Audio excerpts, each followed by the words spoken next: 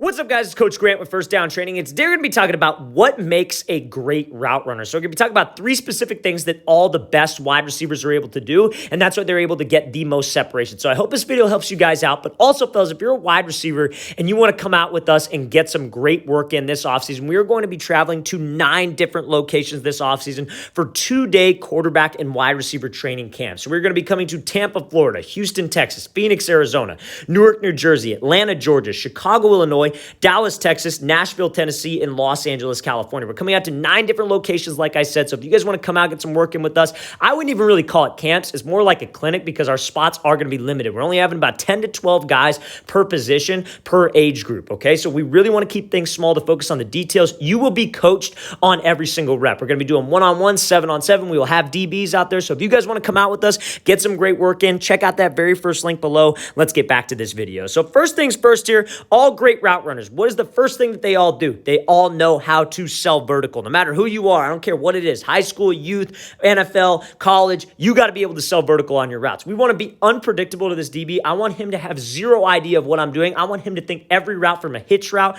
to a comeback route that I am running a fade. So how do I actually do that? Number one thing is you got to have speed, right? You got to, I'm not saying you got to be the fastest guy on the field either. You got to be running as hard as you can. You can't be that guy who's just half-assing it, who's just chopping their steps, going 3/4 speed because you're preparing for the break. You got to go, man. And that DB's he's going to match our speed. If he thinks we're running a fade, our goal is to get him to turn his hips and bail out of there. So if we can get him to turn his hips and bail because I'm actually running at my top speed, that will get him off. So it's not just about speed though, fellas. So obviously first thing is speed, but we also got to have great body language. My body language has to say fade. My shoulders and my hips have to be committed downfield. Those are two things that have to sell fade. I got to have speed. I got to be able to stay in stride, and I got to make sure that I'm committed to the break point, or I'm committed to the fade portion of the break point, the stem, if you will, right? So we got to make sure that I have speed. I got to make sure my body language is there. And then last but not least, my eyes cannot dictate where I'm going. I can't tell you how many times you see a receiver, and right before they're about to break, they'll start to turn their eyes to that break point before they even cut. And that gives it away because when you start to turn your eyes to the break point, guess what else turns? Your shoulders and your hips. And then you have that indicator. We don't want to give an indicator as I'm running up into a route. We want everything to look like a fade. So I got to make sure that I have speed, and that comes with staying in full stride. Do not be chopping your steps. So many wide receivers, what they'll do is they'll get up right before the break point. They start to chop their steps and take all these short strides. Indicator, right? Then what they'll do is they'll start to drop their eyes and look down the break point. And then that turns their shoulders and that turns their hips. Indicator. Eliminate all indicators. That's what all great route runners have in common. Let's watch the thing again, full speed one more time. Great job by Antonio Brown, getting to the outside, selling fade, getting that DB to commit his hips, and then getting a bunch of separation out of this break. Okay, so now, second thing that all great route runners do is they have an ability to generate energy at the top of the break. So whether that's off of a single cut or whether that's you dropping your hips violently into a route, they're able to create energy, okay? So what do I mean by that? And they're able to decelerate on a dime, and both of those go hand in hand. So we're looking at this rider from Garrett Wilson. He's going to be running an inside release out route. So let's watch it full speed. So he comes off here, gets released to the outside, takes the inside release, bam, violent hip drop, shoots out of this break, and is able to make a play. So now at the top of this route here, again, look what he does. He's selling fade, right? He's in full stride. He's breaking in full stride. His hips and his shoulders and his eyes are all committed on the break. So there's a pattern here, right? The only way you're able to change direction when running full speed, when actually selling vertical, this is why all great route runners have this in common, is by being violent with your hips. If you're not violent with your change of direction and you're selling fade, you're going to drift off of the route. You're running too hard. You're running too hard. You're not making a tight cut. You're not dropping into a low explosive position.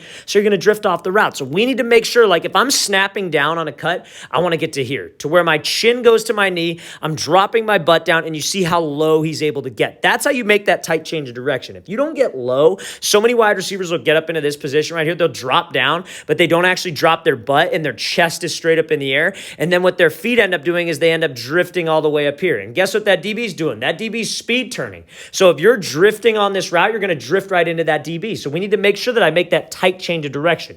And how I do that is by being violent with my hip drop and actually getting low to that explosive position. That low explosive position will lead to the third thing that we are going to be talking about here that all great route runners have in common. So So make sure you are violent with your change of direction. If you were to just speed cut this, you'd want the speed cut to be the same thing. You'd want it to be sudden. You'd want it to be violent. You'd want it to be in stride, and you'd want to be explosive with it because that's the only way that you're able to change direction running full speed, okay? So make sure, fellas, second thing that all great route runners can do is they all can get to this position so they can turn a tight corner. You want to think of it like every route has like an energy lane. Like you got a set of cones lined up right here, and you want to be able to get down the middle of those cones, right? You don't want to drift past the cones. You don't want to drift up into this DB. Obviously, there's going to be a little bit of a drift. It's not going to be the perfect, like most perfect tight cut straight down a line. There's going to be a little bit of a drift, but as long as you're able to make that tight change of direction, turn that corner quick, and not give the DB time to react, you will be a great route runner. Let's watch the thing again, full speed. So the only way, we got to make sure, number one, always,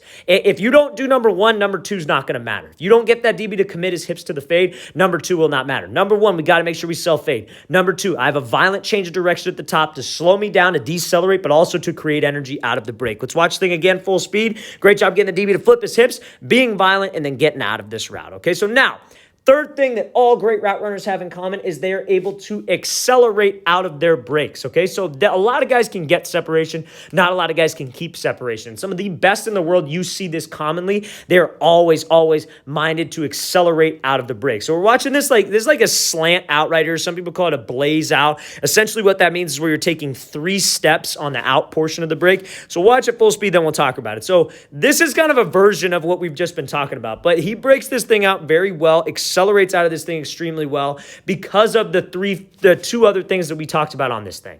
So now, this is not a route where he has to self-fade, right? This is not a route where he's running like a comeback. This is going to be a slant out route. So on this slant portion of this thing, it's the same principles that we just talked about on that route in the very beginning from Antonio Brown. He's got to be able to run. He's got to have speed. He's got to have stride. His shoulders and his hips and his eyes all have to be committed down this break point. And that's exactly what he does. So he sets him up outside. Everything's committed. He's got speed, hips and shoulders are there, eyes are there, right? So now, what does he do? He has that violent change of direction. He actually drops his butt down, chin going to his knee. He's getting to that low explosive position to where he could turn that corner tight. That's what we have to be able to get to. That's what gets us out of this route. Now, that low explosive position, you want to think of it like a 40-yard dash. When you run a 40-yard dash, that first 10 yards, you were trying to be as low and explosive, not as low as possible, but as explosive as possible to give you that acceleration for the next 30 yards, right? So that's how you got to think of a route. That break point that we were talking about, that explosive drop, that's that first 10 yards. Now we got to be able to shoot out and accelerate. And you see how when he drives out of that break, that hip drive, he's driving off of his feet, that's what gets him out of the route fast. He's pumping those arms. So every single great route runner, fellas, can get separation, but can also keep separation by accelerating. Your job is to win the race. The ball is coming right here. It is a race to that spot with you and the DB. And if you can take care of him by selling fade, getting him off that route, getting him to open up his hips and run, change direction faster than him, and then accelerate faster than him, you will win every single route. It's not about what the DB does right. It's about what the receiver does wrong. If we don't do these 3 things, that DB has a much easier time making a play on us. So make sure to be a great route runner. What we look for in a great route runner is you got to be able to accelerate out of the break. Let's watch the thing again, full speed. You got to have all 3 phases, fellas. You got to sell, you got to have a violent change of direction, and then you got to be able to accelerate. Let's watch it again, full speed. Great job by Amari Cooper selling the slant and then being violent with his hips to shoot him out of this route. All right, guys, we want to thank you for watching. I really appreciate it. If you guys have any questions at all, please don't hesitate to leave those in the comment section below. We'll get back to you as soon as I can. I always appreciate the feedback. And again, fellas, if you want to come out to one of our 9 different training camps this offseason, we're traveling to 9 different locations. We're going to be doing 1-on-1s, 7-on-7. We'll have DBs out there, and it'll be a great individual positional work for you guys for 2 days. Check out that very first link in the description below. I'll see you guys next time.